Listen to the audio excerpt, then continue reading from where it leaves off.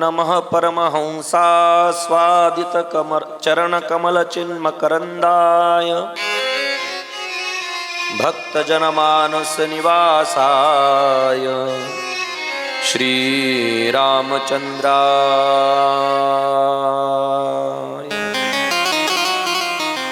भागेशायस्य वदने लक्ष्मीर्यस्य च वक्षसे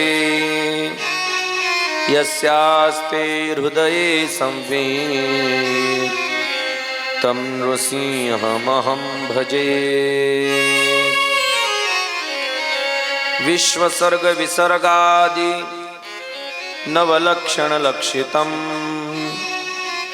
श्रीकृष्णाख्यं परं धाम जगद्धाम नमामि तत्। प्रह्लाद नारद पराशर पुंडरीक व्यासांबरीश शुक शौनक भीष्मदाल्भ्यान् रुक्मांगदार्जुन वसिष्ठ विभीषणादीन् पुण्यानिमान् परम भागवतान् नमामि। ध्येयं सदा परिभवग्नमभीष्टदोहम् तीर्थास्पदं शिवविरिञ्चिनुतं शरण्यम् भृत्यार्तिहं प्रणतपाद भवाब्धिपोतम्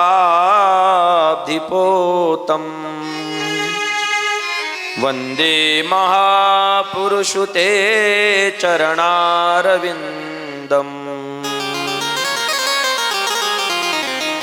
वंशी विभूषितकरान्नवनीरदाभात् पीताम्बरादरुणबिम्बफलाधरोष्ठात् पूर्णेन्दुसुन्दरमुखादरविन्दनेत्रात् कृष्णात् परं किमपि तत्त्वमहं न जाने। लोकाभिरामं रणरङ्गधीरं राजीवनेत्रं रघुवंशनाथम् कारुण्यरूपं करुणाकरन्तं श्रीरामचन्द्रं शरणं प्रपद्ये। मनोजवं मारुततुल्यवेगम्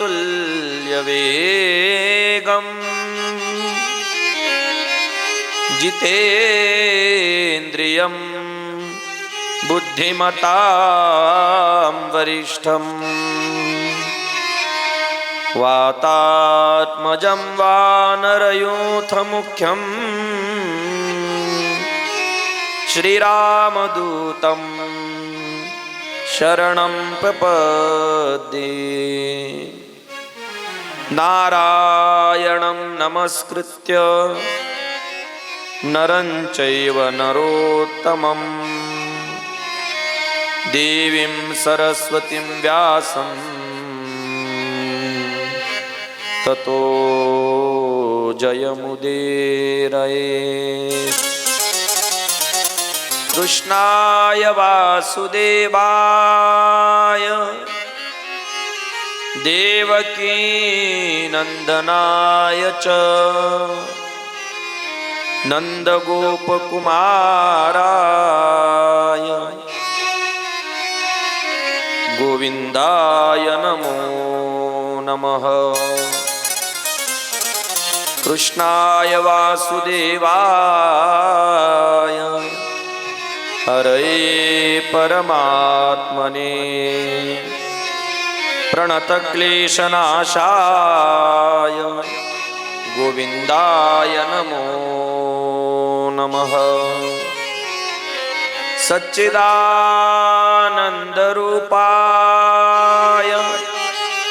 विश्वोत्पत्त्यादिहेतवे तापत्रय विनाशाय श्रीकृष्णाय वयं नुमः। रामाय रामभद्राय रामचंद्राय वेधसे रघुनाथाय नाथाय सीताया पतये नमः। श्रीरामा पुरुषोत्तमा नरहरे नारायण केशवा गोविंदा गरुडध्वजा गुणनिधे दामोदरा माधवा। श्रीकृष्णा कमलापते यदुपते सीतापते श्रीपते वैकुंठाधिपते चराचरपते लक्ष्मीपते पाहि माम्। राजाधिराज रामचंद्र भगवान की जय। उमापते महादेव की जय। पवन सुत हनुमान की जय। ओम नमः पार्वती पते हर हर महादेव। चरितं रघुनाथस्य शतकोटि प्रविस्तरम एकैकमक्षरं पुंसां महापातकनाशनम। अखिल कोटि ब्रह्मांड नायक अकारण करुणा वरुणालुरुक्नी प्राणसंजीवन भगवान पांडुरंग परमात्म्याच्या असीम कृपेने संत महापुरुषांच्या आशीर्वादाने ग्रामस्थांच्या अनमोल अशा सहकार्याने आपल्या सगळ्यांचं श्रद्धास्थान सद्गुरु गंगा गिरीजी महाराज सद्गुरु नारायण गिरीजी महाराज यांच्या कृपेने हरिभक्तपरायण गुरुवर्य महंत रामगिरीजी महाराज हरिभक्तपरायण गुरुवर्य महंत रामानंद गिरीजी महाराज यांच्या प्रेरणेने भक्त शिरोमणी मारुतीरायांच्या पवित्र अशा या प्रांगणामध्ये चालत असणारा हा संकीर्तन महोत्सव आणि भगवान प्रभू रामचंद्र परमात्म्याची दिव्य अशी चरित्र कथा अर्थात श्री रामचरितमानस कथा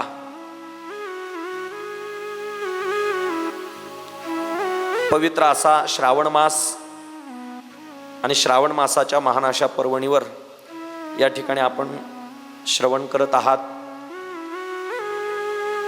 भगवान परमात्म्याचं दिव्य असं चरित्र मानवी जीवनातील व्यथा नष्ट करणारी अशी ही कथा अनेक जन्माचा उदय होतो भाग्याचा उदय होतो आणि त्या पुण्याईनेच पुण्य फळले बहुता दिवसा भाग्य उदयाचा ठसा या न्यायाने आपण ही कथा या ठिकाणी श्रवण करत आहोत। रामायण शतकोटी अपारा आपण कालच विचार केला विस्तार केला तर फार दिव्य असं चरित्र आहे आणि संक्षिप्त मांडायचा विचार केला तर एकाच श्लोकामध्ये संपूर्ण रामचरितमानस त्या ठिकाणी महाराजांनी वर्णन केलं असं हे दिव्य चरित्र आहे। त्याचाही आपण काही अंशाने विस्तृत आणि काही अंशाने संक्षिप्त या ठिकाणी चिंतन करत आहोत।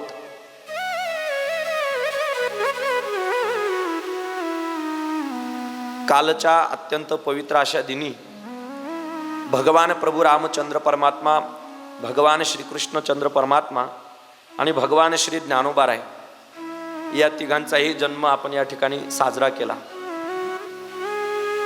संतांचा उत्सव आणि भगवंताचा उत्सव दोन्ही उत्सव आपण भाग्याने या ठिकाणी काल अतिशय आनंदाने संपन्न केला। कालच आपण विचार केला जरा बारकाईने ऐका।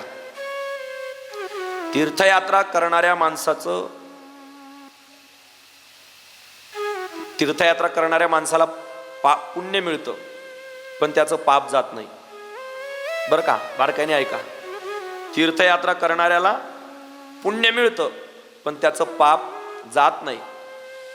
सुभाषितकार वर्णन करतात अन्य क्षेत्रे कृतम पापम तीर्थक्षेत्रे विनश्यति तीर्थक्षेत्रे कृतम पापम वज्रलेपो भविष्यति। अन्य क्षेत्राच्या ठिकाणी जर आपण पाप केलं तर ते तीर्थक्षेत्रावर नष्ट होतं, पण तीर्थावर जर पाप घडलं तर त्या पापाला कुठेच प्रायश्चित्त नाही. याचा अर्थ असा आहे, तीर्थयात्रा केल्याने माणूस पुण्यवान होतो पण त्याचं पाप जात नाही, आणि गंगा स्नान केल्यानंतर माणसाचं पाप जातं पण त्याला पुण्य मिळत नाही. गंगा स्नान केल्याने काय जातं? पाप जातं. वाचे म्हणता गंगा गंगा सकळ दोष जाती भंगा.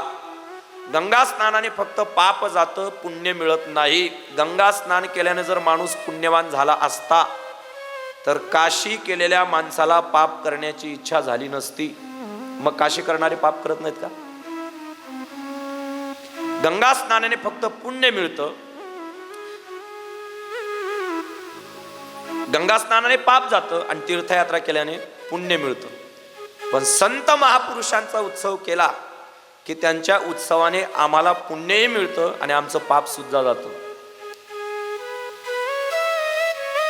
पुण्यवंत व्हावे घेता सज्जनांची नावे, आणि तुका म्हणे पापे जाती संतांची या जपे. त्यांच्या स्मरणाने माणूस पुण्यवानही होतो आणि त्याचं पापही नष्ट होतं. म्हणून काल भगवान श्री ज्ञानोबा यांचा जन्म उत्सव या ठिकाणी आपण साजरा केला. भगवान कृष्ण परमात्म्याचा जन्म उत्सव, आणि कथेच्या नियमाप्रमाणे भगवान प्रभू रामचंद्र परमात्म्याचाही जन्म उत्सव या ठिकाणी आपण संपन्न केला. दशरथ पुत्र जन्म सुनिकाना मानहु ब्रह्मानंद समाना. तुलसीदास महाप्रभू वर्णन करतात, दशरथ पुत्र सुनिकाना, ज्यावेळेस राजा दशरथाने पुत्र जन्माची वार्ता ऐकली त्या आनंदाचं वर्णन करत असताना तुलसीदास महाप्रभू वर्णन करतात, मानहु ब्रह्मानंद समाना. जो आनंद राजा दशरथाला प्राप्त झाला तो आनंद म्हणजे ब्रह्मानंद आहे. का? काल आपण जन्म साजरा केल्यानंतर एक भजन म्हटलं, नंद घर आनंद भयो जय कन्हैया लाल की, किंवा अवध घर आनंद भयो जय राजा राम की.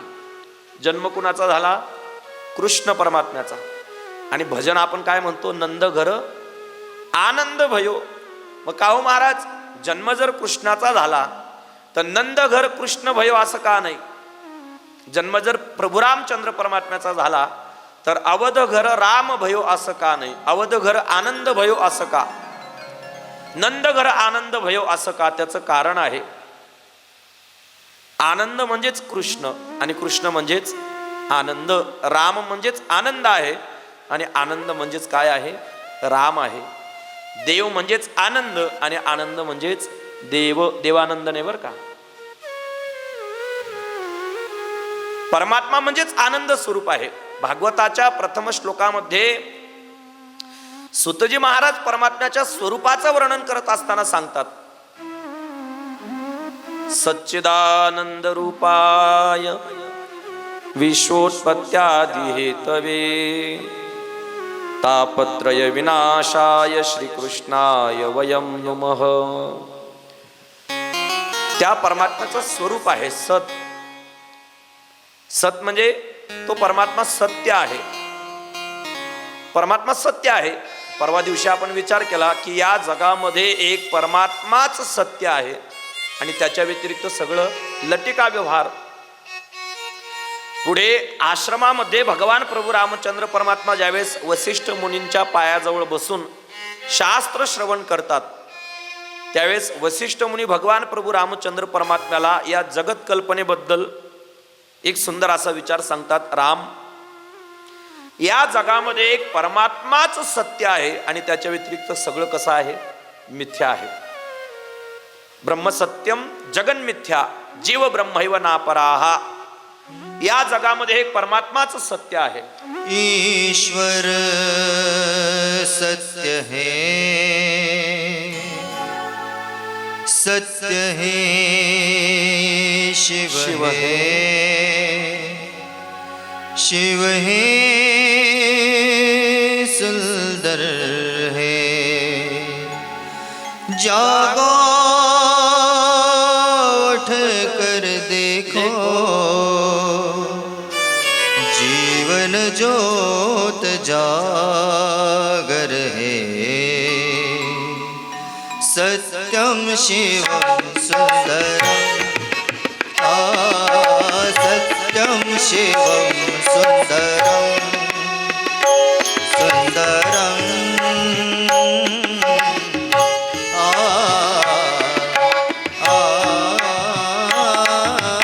सत्यं शिवं सुन्दरं सुन्दरं सत्यं शिवं सुन्दरम्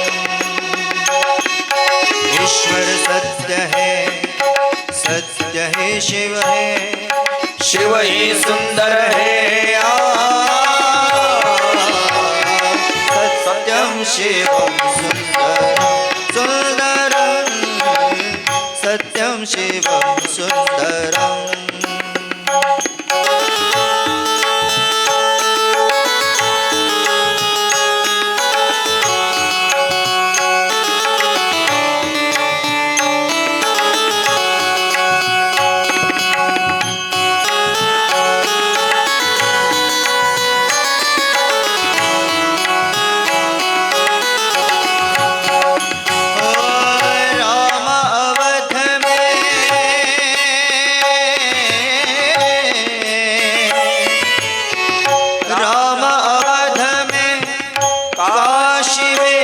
शिव कान्हा वृंदावन में दया करो प्रभु देखो इनको दया करो प्रभु देखो इनको हर घर के आंगन में राधा मोहन शरणम सत्यं शिवं सुंदरम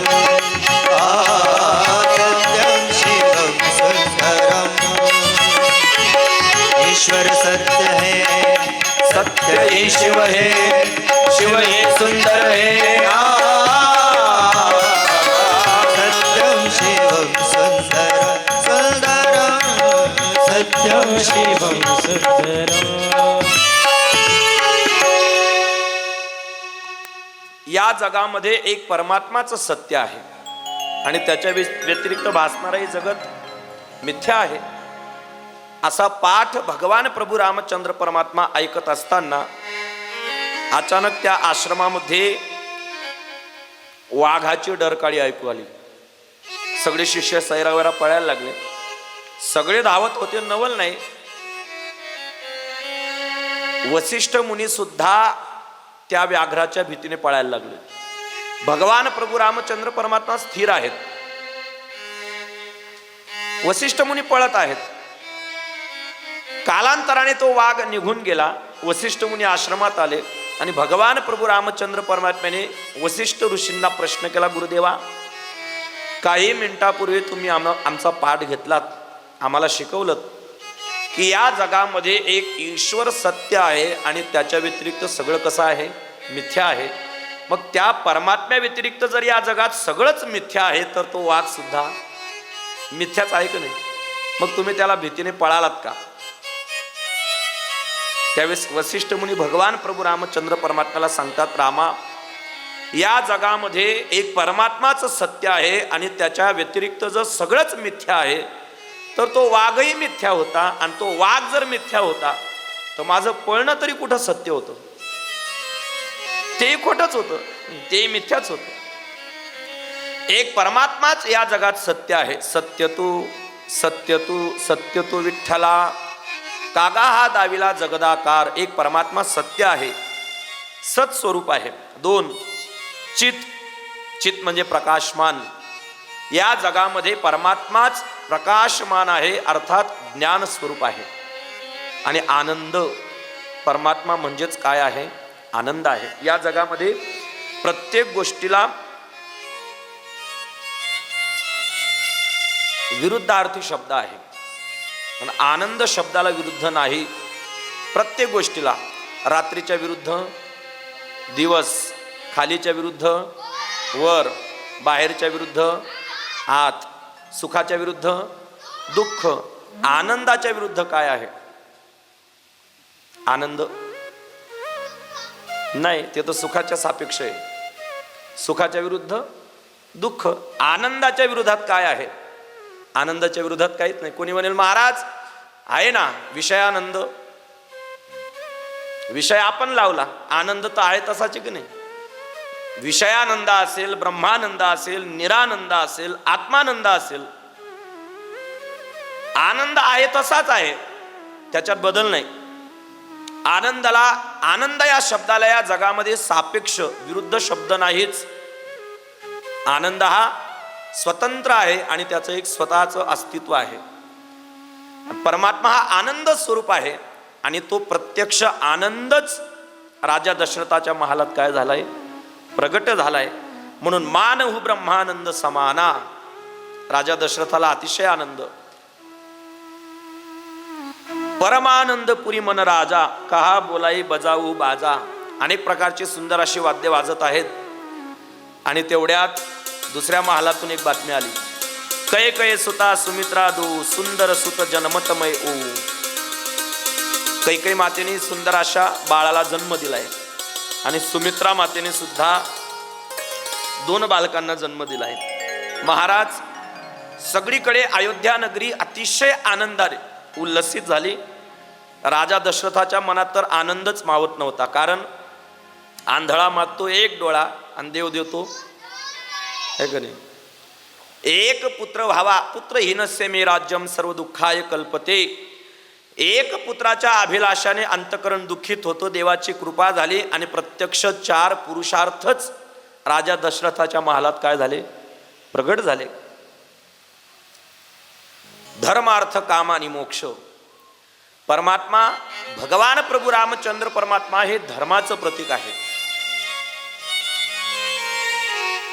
प्रत्यक्ष 4 पुरुषार्थच जणू काय राजा दशरथाच्या महालात प्रगट झाले. अतिशय आनंदाचा हा उत्सव. मास दिवस कर दिवस भा, मरमन जाणई कोई. 1 महिनाभर सूर्य आकाशातच स्थिर होता. त्याचं मर्म कुणालाच कळालं नाही.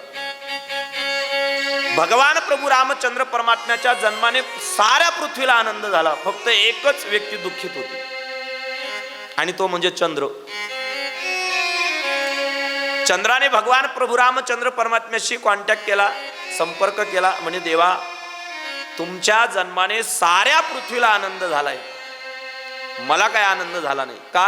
अहो 1 महिना झाला सूर्य जागा सोडत नाही, मला कधी तुमचं दर्शन व्हायचं? भगवान प्रभू रामचंद्र परमात्मा सांगतात काळजी करू नको. या अवतारात सूर्यवंशात आलो, पुढच्या अवतारात चंद्रवंशात येईन. या वेळेला साऱ्या लोकांना दर्शन दिलं, फक्त तू एकटाच राहिलास. पुढच्या जन्मात, पुढच्या अवतारात तुला एकट्याला दर्शन देईन. म्हणून कृष्ण अवतार रात्रीच्या समयाला झाला, तुला एकट्यालाच दर्शन, पुन्हा दुसऱ्या कुणाला दर्शन देणार नाही. आणि मग चंद्र म्हणतो, देवा कधी त्रेतायुग संपेल, कधी द्वापारयुग प्रारंभ होईल, कधी कृष्ण अवतार होईल, तोपर्यंत मी काय करू? भगवान परमात्मा सांगतात काळजी करू नको. जरी सूर्यवंशामध्ये जन्माला आलो असेल, पण माझ्या नामामागे तुझ्या नामाचा उच्चार केला जाईल. रामचंद्र, राम सूर्य असं कोणीच म्हणत नाही. समाधान झालं चंद्राला. रथ समेत रबी था, निसा कवन विधी होई. तुलसीदास महाप्रभू वर्णन करतात, भगवान शंकर परमात्मा आदिमाया पार्वतीला सांगतात, पार्वती त्या काळामध्ये त्या बाल स्वरूपाचं दर्शन करण्याकरता आम्ही एक चोरी केली होती. भगवान शंकर परमात्मा आदिमाया पार्वतीला सांगतात. पार्वती माता आश्चर्यचकितून परमात्म्याला विचारतात, देवा अशी तुम्ही कोणती चोरी केली? और एक कहू निज चोरी, सुन गिरिजा अति दृढमती तोरी. आश्चर्यचकितून आदिमाया पार्वती भगवान शिवाला विचारतात, देवा नेमकं चोरी केली म्हणजे नेमकं काय केलं? भगवान शिव परमात्मा आदिमाया पार्वतीला सांगतात, पार्वती त्या बाल स्वरूपाचं दर्शन करण्याकरता मी एका जोग्याचं रूप धारण केलं, साधूचं रूप धारण केलं. आणि भगवान परमात्मा निघालेत कुणाच्या दर्शनाला? बाल स्वरूप असणाऱ्या भगवान प्रभू रामचंद्र परमात्म्याच्या दर्शनाला. कसे निघालेत? 3 ओम नमः शिवाय, हरि ओम नमः शिवाय, ओम नमः शिवाय, हरि ओम नमः शिवाय.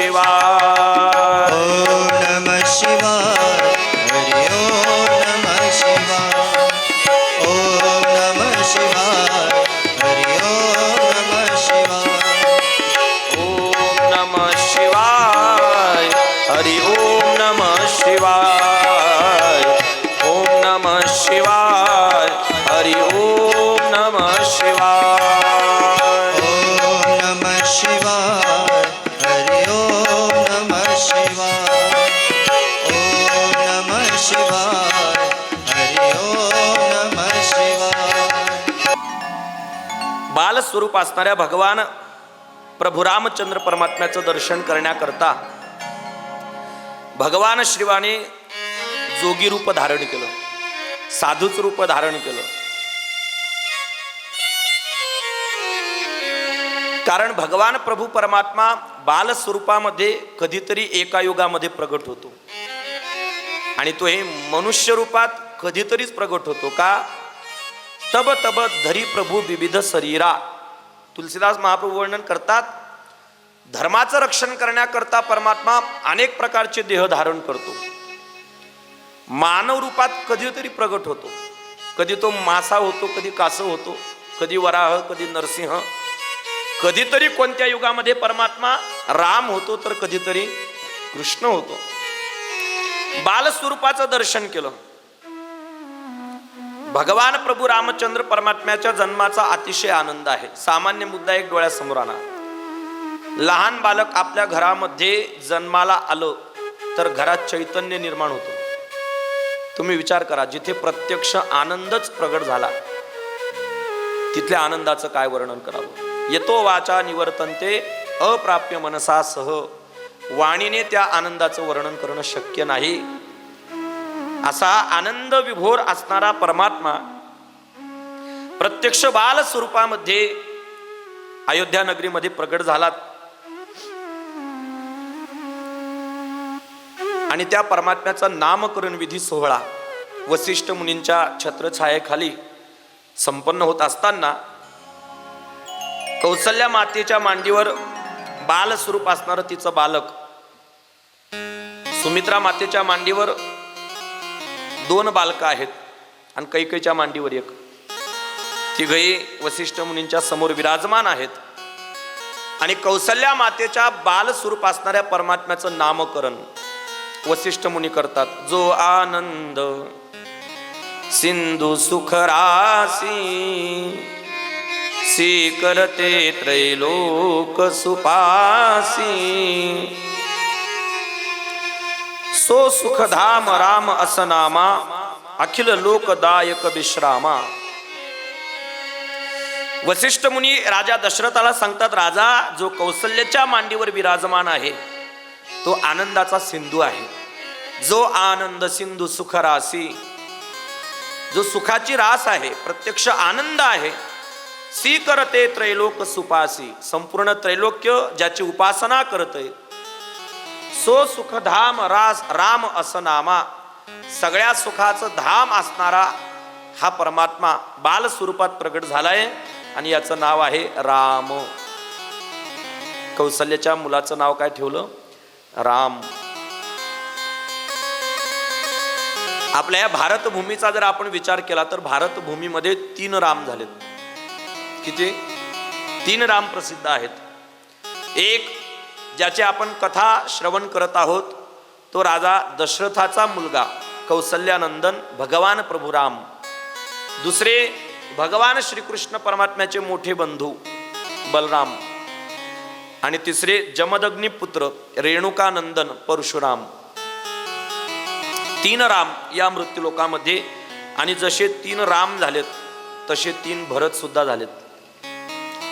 एक रामचरित मानस मध्ये भगवान प्रभू रामचंद्र परमात्म्याचा सहोदर म्हणजे लहान बंधू म्हणून जन्माला आला कैकेयी नंदन भरत. दुसरे आहेत श्रीमद भागवतामध्ये जड भरत, ज्यांचं आपण चरित्र ऐकलं असेल. आणि तिसरे आहेत दुष्यंत पुत्र शकुंतला नंदन भरत, ज्यांना शाकुंतल भरत असं म्हणतात.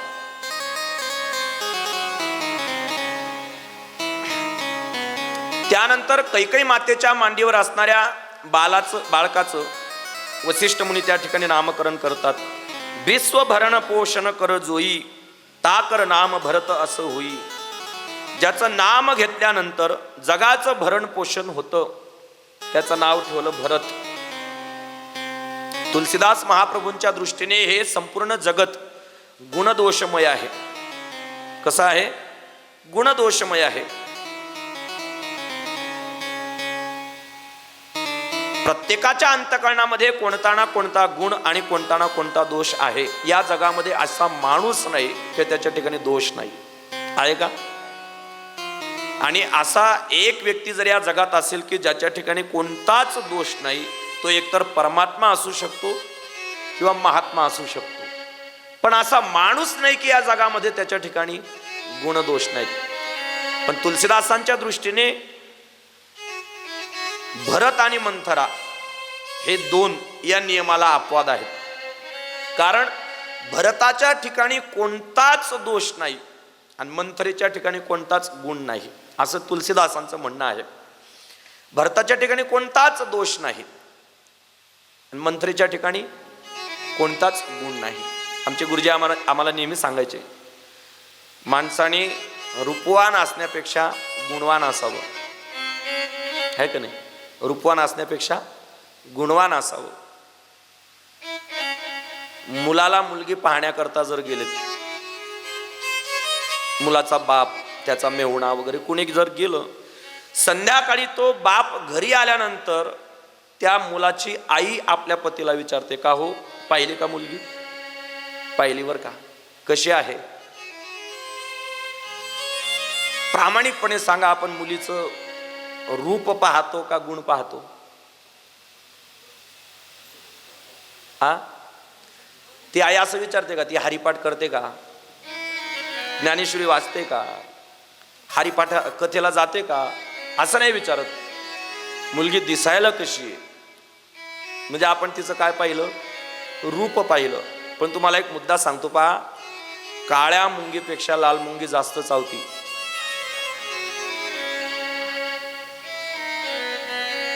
रामायणामध्ये एक पात्र असं आहे की जे रूपवानही नाही आणि गुणवानही नाही, ते पात्र म्हणजे मंथरा. मंथरा दिसायला कुरूप आहे, कुबडी आहे. जशी रूपवान नाही तशी ती गुणवानही नव्हती. तिनं काय गुण उधळले ते आपल्याला उद्या ऐकायला मिळतीलच. दुसरं पात्र रामायणामध्ये असं आहे जे रूपवान आहे पण गुणवान नाही. कैकेयी रूपवान आहे पण गुणवान नाही. गुणवान असती तर तिने भरल्या घरामध्ये विष पेरलंच नसतं, मंथरेचं ऐकलंच नसतं. रूपवान आहे पण गुणवान नाही, म्हणून तर नामदेवराय तिला पापिनी म्हणतात. मंचकी बैसली होती ते पापिणी, देखताची नयनी पहुडली. रूपवान आहे पण गुणवान नाही. तिसरं पात्र रामायणात असं आहे जे गुणवान होतं पण रूपवान नव्हतं. ज्यावेळेस रावणाने सीता मातेचं अपहरण केलं आणि अशोक वनामध्ये नेलं, त्या अशोक वनामध्ये बिभीषणाची एक कन्या होती, तिचं नाव होतं त्रिजटा. ती सीता मातेची भक्त होती, ती राक्षसीन होती. गुणवान रूपवान होती पण कशी होती? गुणवान होती. आणि चौथं पात्र रामायणामध्ये असं आहे जे रूपवानही होतं आणि गुणवानही होतं, सीतामय्या. विचार करा, राजा जनकासारखा जिचा बाप आहे, राजा दशरथासारखा जिचा सासरा आहे, अयोध्या नगरीची जी मालकीण आहे, मर्यादा पुरुषोत्तम त्रिभुवनपती परमात्मा जिचा पती आहे, एवढं ऐश्वर्य असताना सुद्धा जी पतीच्या मागे मागे 14 वर्ष अनवाणी पायाने वनामध्ये फिरू शकते, किती ऐश्वर्य होतं. रूपवान आहे कारण प्रत्यक्ष जगदंबा लक्ष्मीचा अवतार आहे आणि गुणवानही आहे. तसा आमचा परमात्मा आहे. भगवान प्रभू परमात्मा रूपवानही आहे. त्याच्या रूपाचं काय वर्णन करावं महाराज? आपण काल ऐकलं की नाही, जिसकी रचना इतनी सुंदर वो कितना सुंदर होगा. रूपवानही आहे परमात्मा आणि गुणवानही आहे. मंथरेच्या ठिकाणी तुलसीदासांना एकही गुण सापडत नाही आणि भरताच्या ठिकाणी एकही दोष दिसत नाही. म्हणून विश्व भरण पोषण कर जोई, ता कर नाम भरत असं होई.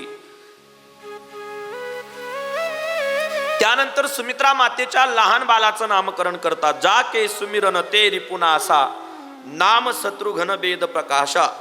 ज्याचं नामस्मरण केल्याबरोबर जीवाच्या सगळ्या प्रकारच्या शत्रूंचा नाश होतो, त्याचं नाव काय ठेवलं? शत्रुघ्न. आणि आता सुमित्रा मातेच्या बाळाचं नाव ठेवतात लच्छन धाम राम प्रिय सकल जगत आधार. गुरु वसिष्ठ तेही राखाहू लक्ष्मण नाम उदार. ज्याचं मनच लक्षाच्या ठिकाणी केंद्रित आहे त्याचं नाव काय ठेवलं? लक्ष्मण.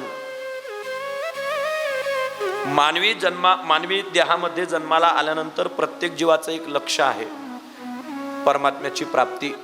म्हणून तो तुकोबाराय सांगतात, तुका म्हणे जन्मा आल्याचे सार्थक विठ्ठलची एक देखील. या जन्माची सार्थकता कधी? ज्या वेळेस आम्ही परमात्म्याचं दर्शन करू, प्रत्यक्ष परमात्म्याला आम्ही ज्या दिवशी आमच्या डोळ्यांनी पाहू, त्या दिवशी खऱ्या अर्थाने या देहाची काय आहे? सार्थकता आहे. चारही बालक बाललीला करू लागले. आपण कालच विचार केला, 2 भागापासून 4 पुत्रांचा जन्म झाला, राम, लक्ष्मण, भरत आणि शत्रुघ्न. आणि तिसरा जो भाग घारीने हरण केलं होतं, पिंड घारीने झडपिला, त्या एका भागापासून भगवान शिवाचा 11वा रुद्र अंश मारुतीरायांच्या रूपाने काय झाला? प्रगट झाला. काय ताकद होती महाराज! सकाळी सकाळी प्रातःकाली चैत्र शुद्ध पौर्णिमेला सूर्योदय समयाला मारुतीराय काय झाले? प्रगट झाले. आणि प्रगट झाल्याबरोबर उदयाला येणारा सूर्य पाहिला, लाल बुंद. एखादं फलच असावं असा मनामध्ये भाव, आणि त्या सूर्यालाच काय केलं? गिळंकृत केलं. एवढी ताकद होती महाराज. म्हणून तो तुकोबाराय ज्यावेळेस मारुतीरायांच्या समोर येतात, मारुतीरायांना एकच विनंती करतात, देवा काय भक्तीच्या त्या वाटा मज दावाव्या सुभटा. कारण दास्य भक्ती आली की मारुतीरायांचं नाव अगोदर येतं. दास्यत्व निकट हनुमंत पै केले, म्हणून हे देखील रामचरण. म्हणून ज्या ज्या वेळेला भगवत प्राप्ती व्हावी असं वाटत असेल, आणि त्यातल्या त्यात भगवान प्रभू रामचंद्र परमात्म्याची प्राप्ती व्हावी असं वाटत असेल, त्याने हनुमंतरायांचीच उपासना केली पाहिजे. कारण जोपर्यंत मारुतीरायांची उपासना घडत नाही तोपर्यंत परमात्मा सुद्धा आपल्यावर कृपा करत नाहीत. म्हणून तर मारुतीरायांची आराधना, मारुतीरायांची उपासना फार श्रेष्ठ आहे. हे दुःख भंजन मारुती नंदन, सुन लो मेरी पुकार. पवन सुत बिनती बारंबार, पवन सुत बिनती बारंबार. हे दुख भंजन मारुती नंदन, हे दुख भंजन मारुती नंदन, सुन लो मेरी पुकार. पवन सुत बिनती बारंबार, पवन सुत बिनती बारंबार. सुत बिनती बारंबार, पवन सुत बिनती बारंबार.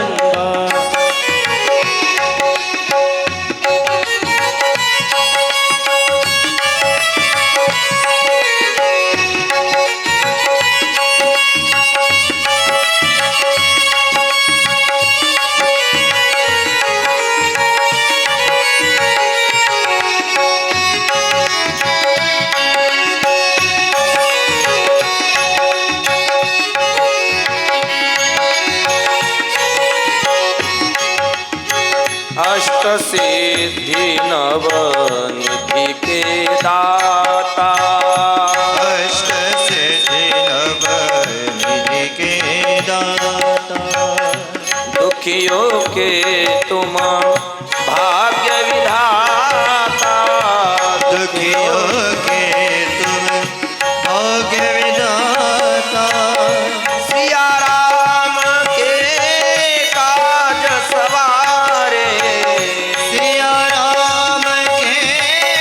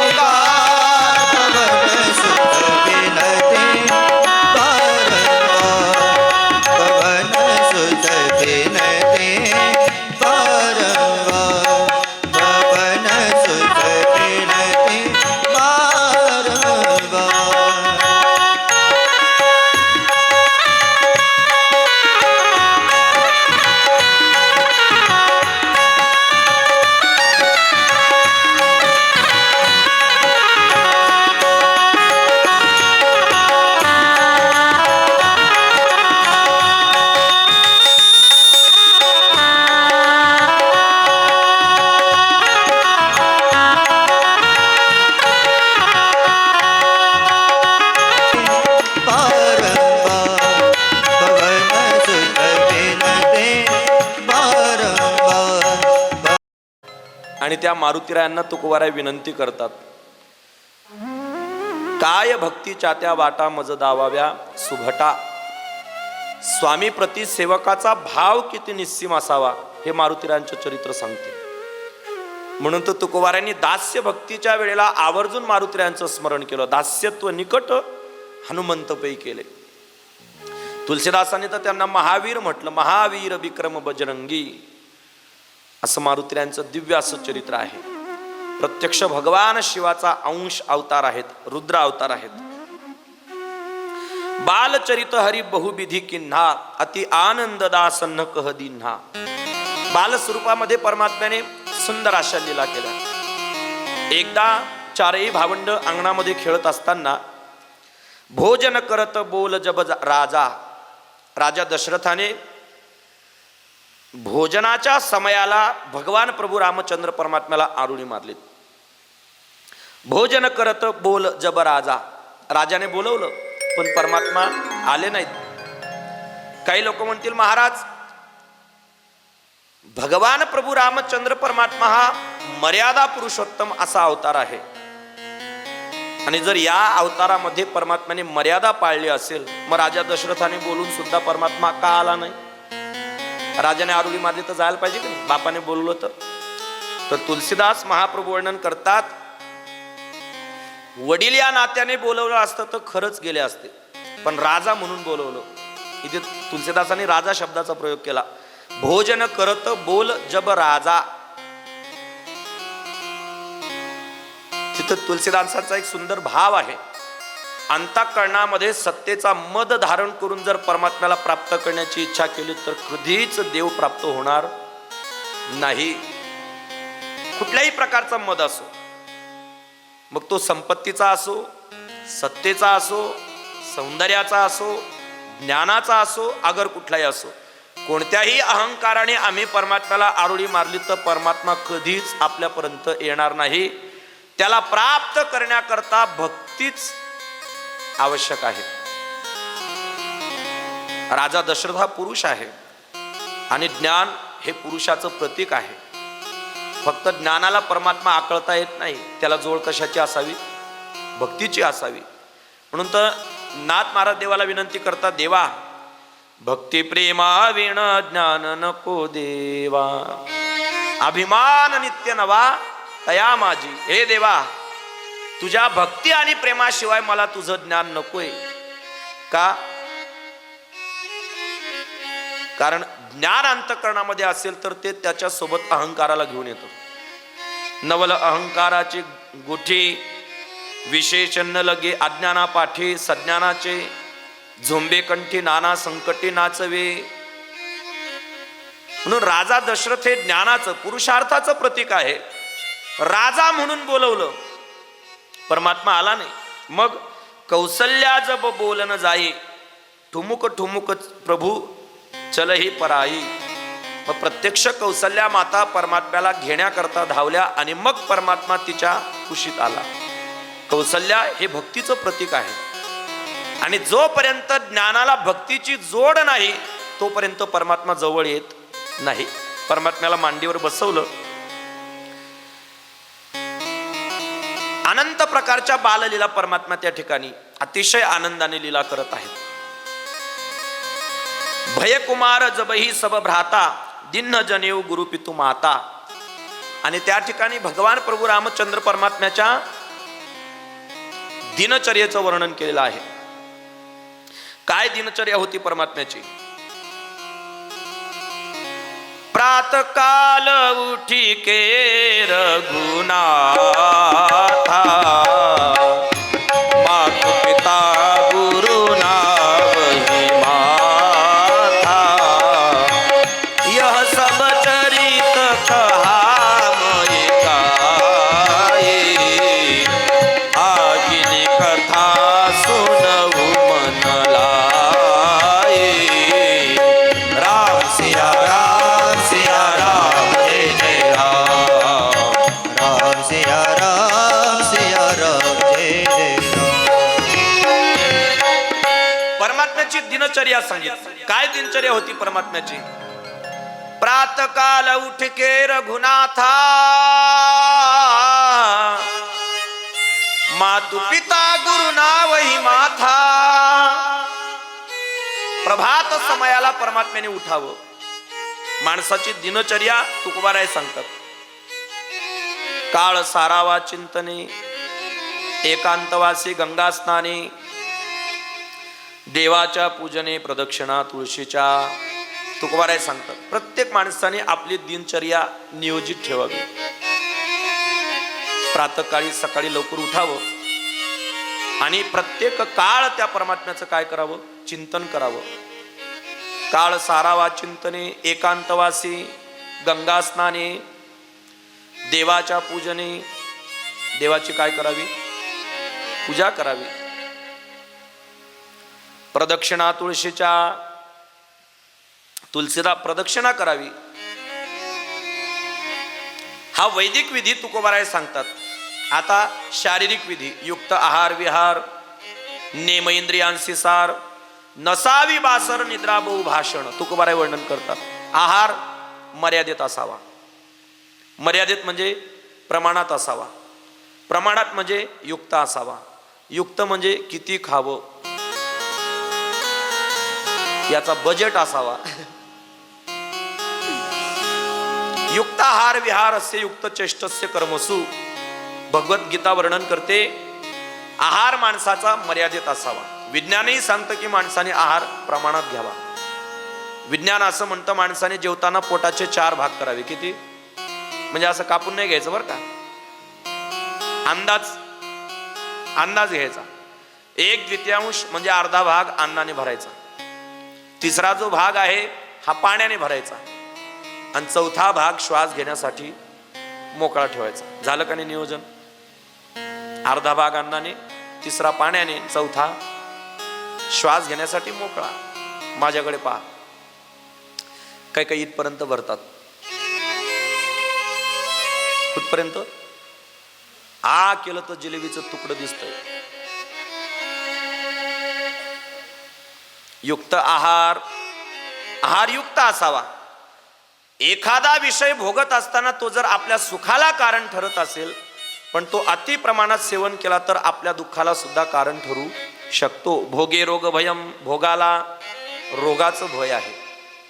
भोगाला रोगाचं भय आहे. परमात्म्याने आम्हाला भोग दिला पण त्या भोगाला भीती कशाची? रोगाची आहे. आपण रोज काकड्यात भूपाळी प्रकरणात म्हणतो ना, भोगे रोगा जोडून या दिली आणि का अरुचिते हो का तास कळापासून. भोगाला भीती रोगाची आहे. तुकोबाराय वर्णन करतात सर्वांगी साखर अवघी गोड. साखर सर्वांगाने गोड आहे. कोणत्याही बाजूने खा गोडच लागते. कोणत्याही देशात खा गोडच लागते. कोणत्याही कालात खा गोडच लागते. कोणत्याही अवस्थेत खा गोडच लागते. बसून खाल्ली तरी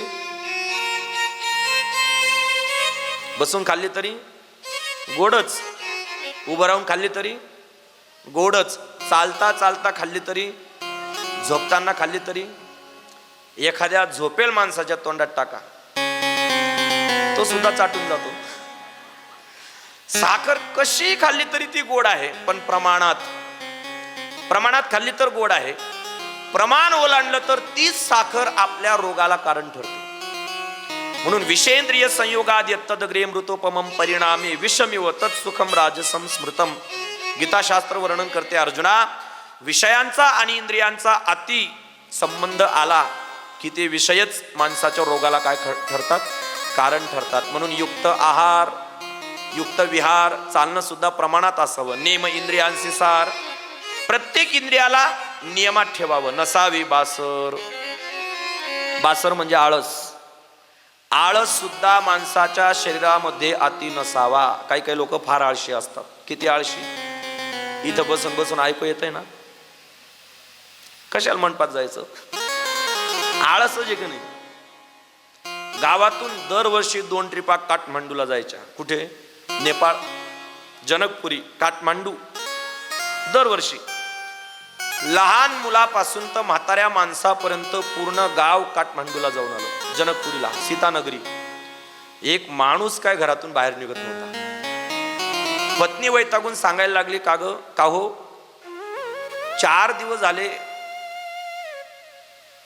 म्हणजे गावातला प्रत्येक व्यक्ती लहान मुलापासून तर म्हाताऱ्या माणसापर्यंत दरवर्षी गावातून 2 ट्रिपा काठमांडूला जातात. पूर्ण गाव काठमांडूला जाऊन आलं, जनकपुरीला, सीतानगरीला. तुम्ही कधी निघशाल? तुमने अगं 4 दिवस झाले गावात कथा चालू आहे, मी अजून धक्का लागू दिला नाही आणि काठमांडूला जाईन का? आता कशाचं काठमांडू, कशाचं काय, आता इथेच काठमांडू. आळस. आळस माणसाला परमार्थापासून काय करतो? वंचित करतो. म्हणून आळस सुद्धा मर्यादित असावा. नसावे बासर, निद्रा, झोप सुद्धा माणसाची प्रमाणात असावी. आणि भाषण, बोलण्याला सुद्धा माणसाच्या काय असाव्या? मर्यादा असाव्या. ही शारीरिक दिनचर्या तुकोबाराय सांगतात, शारीरिक दिनचर्या. आणि माणसाने शरीर सांभाळलं पाहिजे, कारण हेच एक साधन आहे जे आपल्याला परमात्म्यापर्यंत नेतो, आहे का नाही? याच देही घडे देवाचे भजन आणि कहे ज्ञान नाही कोठे. तुकोबाराय वर्णन करतात, ज्ञानोबाराय सांगतात, तैसे येणेचे शरीरे शरीरा येणे सरे, किंबहुना एर झारे चिरा पडे. या देहाला सांभाळलं पाहिजे, कारण हेच एक उत्तम साधन आहे. नरदेह निधान लागले हाती, उत्तम सार उत्तम गती. याच देहाच्या योगाने आपण परमात्म्यापर्यंत जाऊन पोहोचतो. म्हणून शरीर सांभाळलं पाहिजे, शरीराचं रक्षण केलं पाहिजे. हे साधन आहे, परमात्मा साध्य आहे. आणि ज्यांनी याला सांभाळलं महाराज, त्यांची गती सांगतो ऐका. कबीरा कबीरा जब हम पैदा हुए जग हसे हम रोए. कबीर महाराज सांगतात, ज्या वेळेस आम्ही जन्माला आलो त्यावेळेस रडत रडत आलो, मात्र जग आपल्याकरता हसत होत. घरातल्यांना आनंद आहे का? वंशाला दिवा लागला. तो कसा का पेटे ना, पण वंशाला दिवा लागला. सगळ्यांना आनंद आहे, पण ज्याचा जन्म झालाय तो रडतोय. कबीरा जब हम पैदा हुए जग हसे हम रोए. पुढे ऐसी करणी कर चलो हम हसे जग रोए.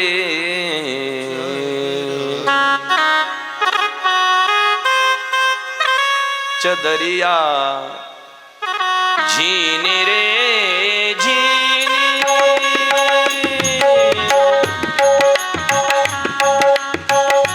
झीनी रे झीनी झीनी झीनी झीनी झीनी झीनी रे झीनी के राम नाम रस पीनी. चदरिया झीनी रे झीनी के राम नाम रस पीनी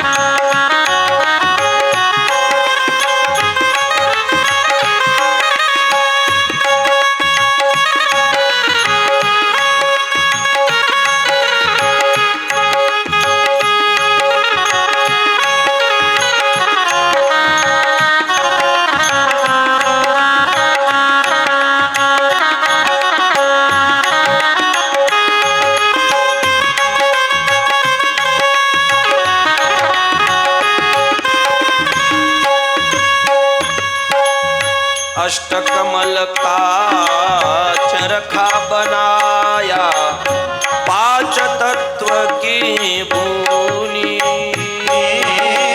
पांच तत्व की भूनी। अष्टकमल का चरखा बनाया, पांच तत्व की भूनी। चंद्रिया पांच तत्व की भूनी। नवदस मास बुनन को लागे,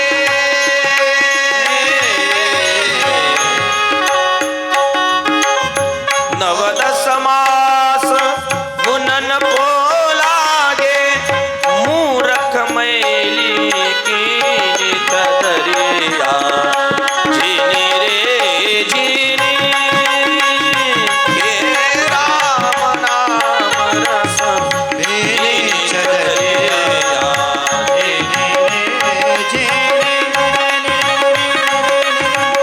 राम नाम रस भेली चदरिया।